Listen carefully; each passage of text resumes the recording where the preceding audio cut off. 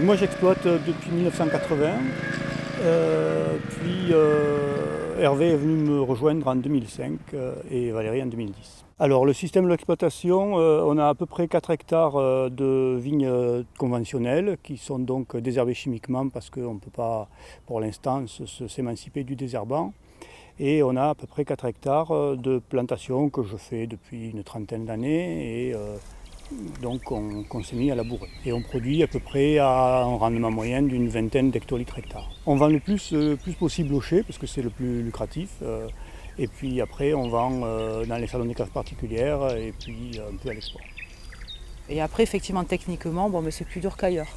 Parce que c'est pas mécanisable, parce qu'on fait tout à la main, parce qu'agronomiquement on a des sols qui ne tiennent pas l'eau, parce qu'on a un vieux vignoble issu de générations qui ont tout travaillé. Ils ont travaillé la partie où ils ont cabé du début à la fin et ils sont passés dans les années 60 avec les produits chimiques, engrais chimiques et désherbants chimiques.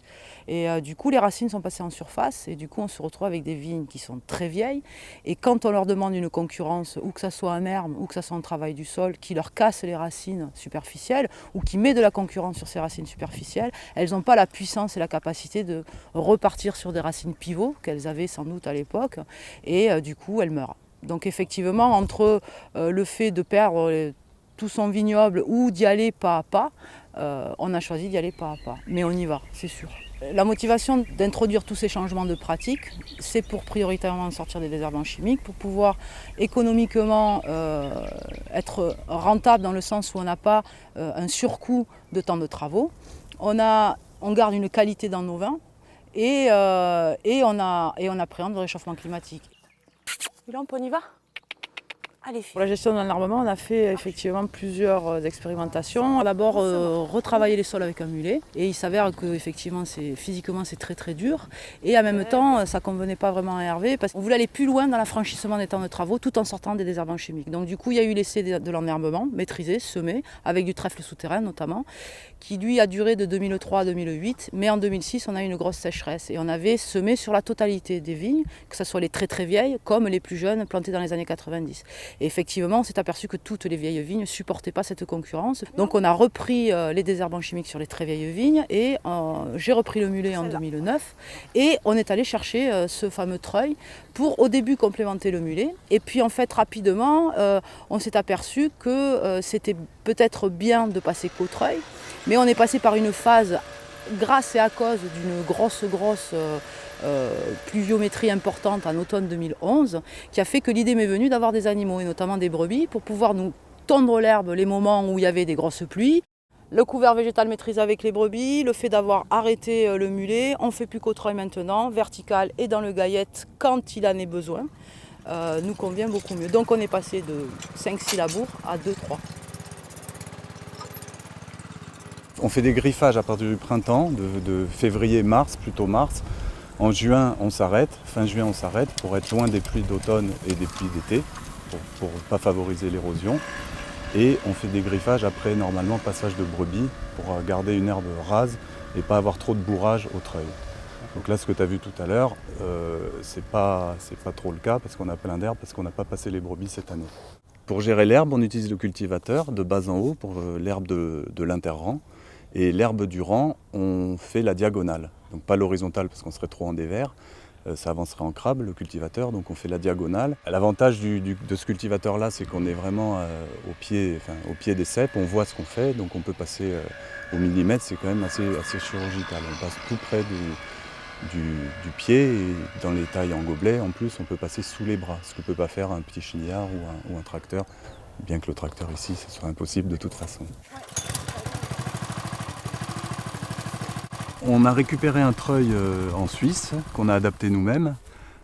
Il se présentait sous forme d'une brouette avec une roue, des manches, mais c'était une brouette très lourde, avec un moteur lourd qu'on a enlevé. C'était un vieux moteur de temps qui polluait beaucoup. On a mis ce moteur captant. On l'a posé sur une chenillette pour avoir à déplacer l'engin de rang en rang beaucoup plus facilement. Dans les vignes pentues ou même moins pentues, on a fait une deuxième adaptation dans un second temps. On a mis des béquilles pour empêcher le basculement. Parce que le câble il est démultiplié, c'est un câble qui résiste à 1500 kg de traction. Donc quand on prend un obstacle, une roche-mère ou une racine, le treuil risque de basculer. Donc on a adapté ces béquilles dans un second temps au bout de trois chutes mémorables. On utilise un cultivateur classique avec des réglages assez fins qui permettent de régler la hauteur, le terrage et le dévers. Il y a un petit réglage de dévers aussi qui est pas mal. On laisse les sols tranquilles pendant toute la période d'été jusqu'au 20 novembre. En fait, au 20 novembre, moi, je vais rentrer avec les brebis dans les vignes et je vais y rester jusqu'au 15 mars.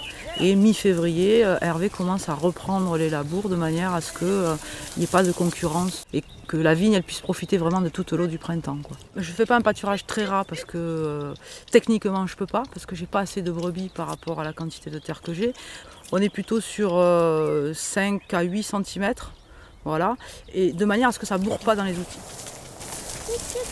Les brebis l'été, à partir du moment où elles sortent des vignes, elles vont dans les garrigues. L'idée c'est aussi de pouvoir avoir une ouverture de milieu, essayer de lutter contre les incendies sur la partie garrigue. Le gros bénéfice c'est que moi j'ai arrêté de labourer au mulet, donc on s'est vraiment affranchi des temps de travaux grâce au treuil. Et puis on peut travailler dans la pente. Et ça fait remonter la terre, et on ne va pas trop profond. Non, c'est un énorme avantage. Après, le désavantage, c'est qu'on est deux. Les perspectives d'avenir, c'est de passer à l'agriculture biologique sur la totalité de notre vignoble. Et donc ça passera par peut-être une gestion de troupeaux communs avec d'autres vignerons qui sont dans les mêmes intentions que nous. Et aussi de trouver peut-être des solutions pour pouvoir garder ces très vieilles vignes qui sont le patrimoine essentiellement familial de Laurent. Donc il y a un côté, je pense, de transmission qui est importante pour lui. Et là, il fait des essais avec des plantes très très peu concurrentielles, justement, sur ce très vieux vignoble à forte pente avec une grosse architecture de murettes qui sont plus que centenaires, pour voir si on peut effectivement s'affranchir des désherbants sur ce territoire-là, mais quand même pouvoir les garder, quoi. Et que notre domaine soit transmissible. Ça, c'est vraiment un point important pour moi.